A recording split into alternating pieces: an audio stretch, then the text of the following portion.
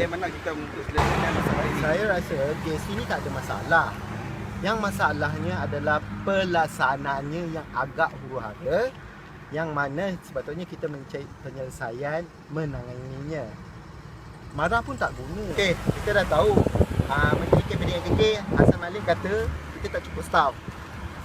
Kita nanti untuk kampung Polisi Belia atau mana-mana yang ketua yang ada ni untuk bersama menjadi pemantau pada kenaikan harga barang ni, yang pada masa sama dia boleh membantu kekurangan yang ada pada pegawai KPDNKK dan kastam untuk membantulah selama ni.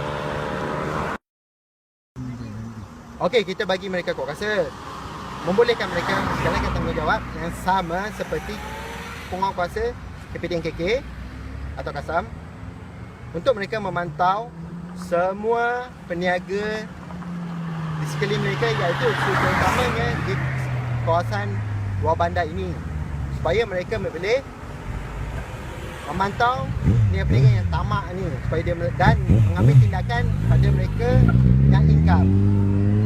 Tindakan tegas merupakan satu tindakan yang boleh settlekan semua masalah yang kita ada.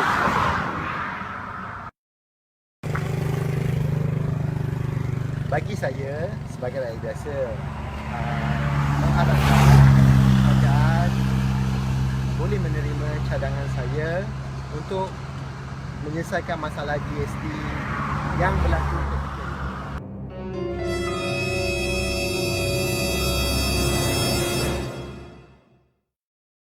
So, itulah cadangan saya. Macam politik je.